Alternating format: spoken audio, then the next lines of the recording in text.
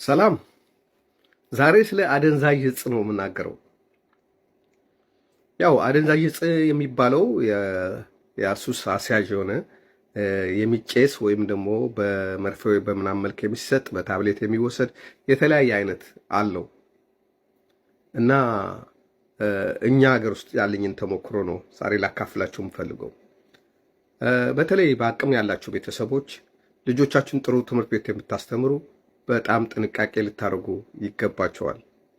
በተለይ አዳሪ ትምህርት ቤት የምታስተምሩ ትልልቅ ሚሽነሪ ትምህርት ቤቶች እንደዚህ የሀብታም ልጆች የሚማሩባቸው እንደ በጣም ውድ የሆኑ ትምህርት ቤቶች ልጆቻችሁን የምታስተምሩ ከልጅነት እድሜያቸው ጀምሮ ልጆቻችሁን በጣም መከታተልና ከነሱ ጋር መወያየት ይኖርባቸዋል።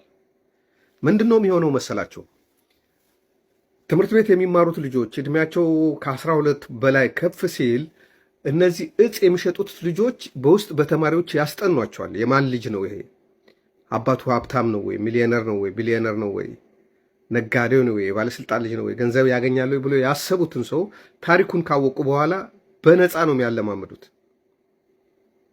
በነፃ በሆነ ክፍተት በመኪና ልትወስዷቸው እንኳን ከትምህርት ቤት ወይ ደጅ ወጥቶ በሚጠብቋቸው ጊዜ ወይ ደግሞ በሆነ ሰዓት ወይ በተማሪው በራሱ በሌላ ተማሪ በኩል በማድረግ ሱስ ውስጥ ያጠምዷቸዋል በነፃ።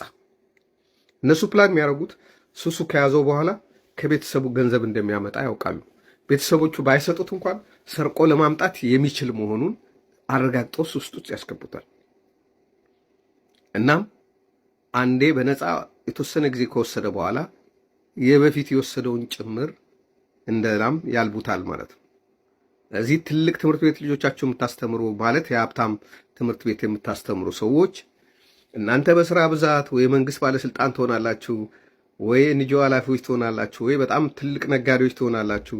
ጊዜ በማጣት ትምህርት ቤት ማድረስና መመለስ ብቻ ስራ የሚመስላችሁ በጣም ልትከታተሏቸው ይገባል። ካልተከታተላችኋቸው የሆነ ሰው አጥምዶ ሱስ ያስይዛቸዋል።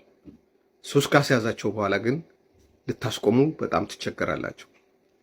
ይህ ከየት መጣ እንዳትሉ ሁሉ ነገር አለ።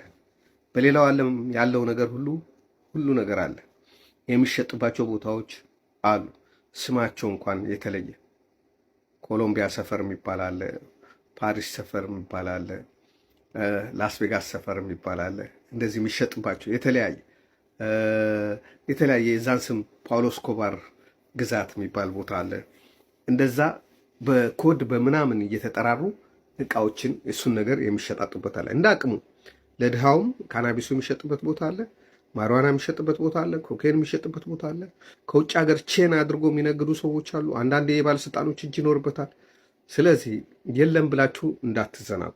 ልጆቻችሁን በደንብ ተከታተሏቸው። በነፃ አለማምዷቸው ነው ችግር ውስጥ የሚቀጡት። ወንዶቹን ብቻ እንዳይመስሏቸው ሴቶችንም ጭምር። ይሄ ዴይ ፓርቲ የሚባለው ነገር ላይ ትኩረት አድርጉ። አትሄዱም ማለት አትችሉም ይሆናል፣ ነገር ግን በደንብ ፎሎ አድርጓቸው። ዴይ ፓርቲ ሲሄዱ መቼም ማታ አይሄዱም። ዴይ ፓርቲ ሲሄዱ ምን እንደሚያደርጉ ምን እንዳለ በደንብ ትከታተሏቸው። ጥሩ ነው። በግሩፕ ሆነው ነው የሚጀምሩት፣ በግሩፕ ሆነው ነው የሚጠፉት። ስለዚህ ትምህርታቸውን እንኳን እየተማሩ ቢሆኑ ጎበዞች እንኳን ቢሆኑ ትልቅ ከሆኑ በኋላ ብቁ ሆኖ ለመኖር ይቸገራሉ እና ይሄን ነገር ሳላሳስብ ብቀር መልካም አይደለም ብዬ ስለማስብ ነው። አንዳንዴ የንዋይ ገንዘብ ወይም ጥቅማ ጥቅሞች ማግኘት ወይም ደግሞ ሀብትን ማግኘት የሚያመጣው ችግር አለ። አይን ውስጥ መግባትና በሌሎች ሰዎች ውስጥ ተጋላጭ ለመሆን ያደርጋል።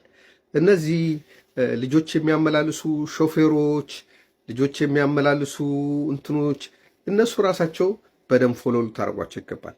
በእርግጥ ምን እያደረጉ ነው የሚለውን ልትከታተሏቸው ይገባል።